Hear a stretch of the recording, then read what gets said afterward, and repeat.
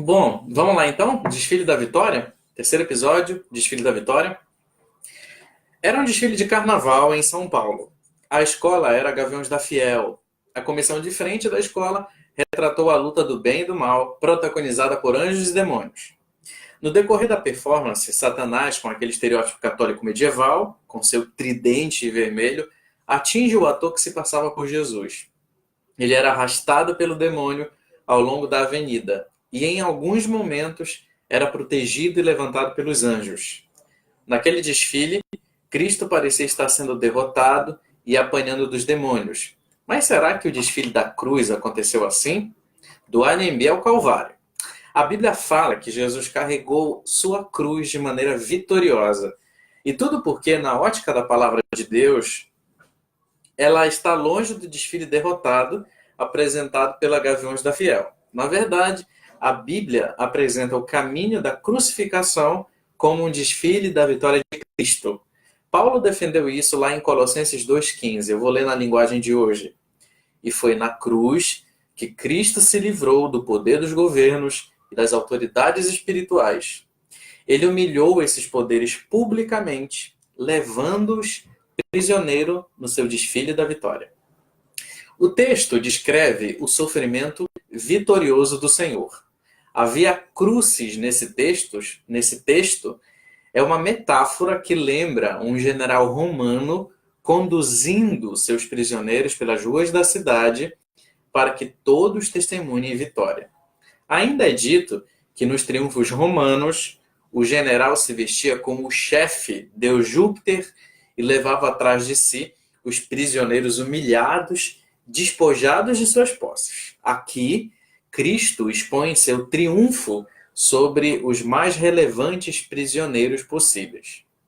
Quando lemos Colossenses 2,15, nas várias traduções e versões da Bíblia, vemos como aqueles instantes da morte do Senhor foi um fato poderoso. Por exemplo, na nova versão transformadora, a NVT, esse texto de Colossenses 2,15 está da seguinte maneira: desarmou os governantes e as autoridades espirituais e os envergonhou publicamente ao vencê-los na cruz.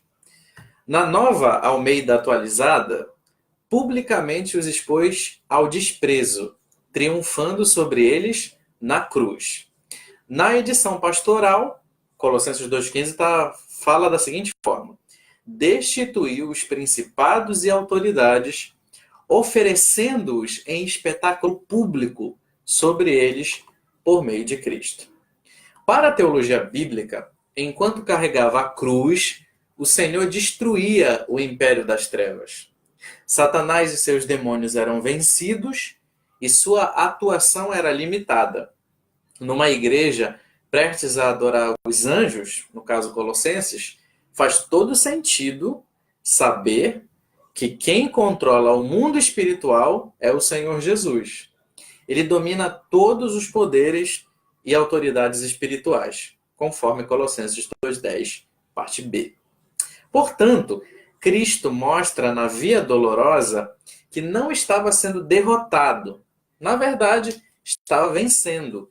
A própria linguagem, nas versões tradicionais, dizendo que ele despojou aquelas autoridades, revela que desarmar o inimigo é um retrato dos soldados vencidos, privados de roupas e armas como símbolo de derrota total. Foi isso que acontecia a caminho do Monte Caveira, uma vitória esmagadora sobre os inimigos do Senhor.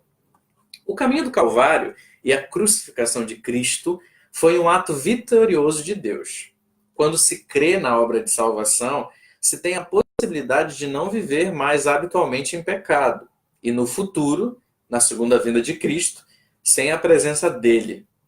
O pecado foi e é uma escolha humana, incentivada por Satanás. Mas, para isso se manifestou o Filho de Deus, para destruir as obras do diabo. 1 João, capítulo 3, versículo 8, a parte B. Praticar o pecado é fazer o que o diabo quer. Obedecer a Deus é possível por causa da cruz de Cristo. Através da salvação, podemos ter uma nova forma de pensar, de acordo com o que agrada a Deus, e pensando no bem para o próximo e para nós mesmos. podemos agir imitando o Senhor, fazendo o bem sem olhar a quem. Uma vida justa que pode mostrar aos outros que não creem como é libertador servir a Deus. Mais uma vez, se reconhece esse triunfo sobre o pecado original e pessoal, por meio do que aconteceu na cruz. Pedro afirmou, carregando ele mesmo em seu corpo sobre o madeiro os nossos pecados, para que nós, mortos para os pecados, vivamos para a justiça. Pelas feridas dele, vocês foram sarados. 1 Pedro capítulo 2, versículo 24. O caminho do Calvário desperta por si só uma atração capaz de captar a atenção de qualquer um que for posto diante daqueles fatos. Como um prisioneiro no corredor da morte, prestes a perder sua vida e ter fim à sua história, Jesus também percorreu tal senda. Porém, não sem esperança, não sem propósito, sabendo que todo aquele sofrimento geraria vida para os que creem. E não sendo o prisioneiro, mas levando preso todo o exército do mal e o nosso pecado. O plano que a Trindade projetou na eternidade foi executado com perfeição. As tentativas de ataques satânicas não impediram Jesus de chegar no Calvário, o lugar da vitória. Assim, a aparente derrota, na verdade, foi uma vitória. E essa história de triunfo chegou até você. Assim, como diz o profeta Isaías, no capítulo 52, dos versículos 13 ao 15, na linguagem de hoje, o Senhor Deus diz: tudo o que o meu servo fizer dará certo. Ele será louvado e receberá muitas homenagens. Muitos ficarão horrorizados quando virem, pois ele estava tão desfigurado que nem parecia um ser humano. Mas agora, muitos povos ficarão admirados quando virem, e muitos reis não saberão o que dizer, pois verão coisas de que ninguém havia falado, e entenderão aquilo que nunca tinham ouvido. O Filho venceu.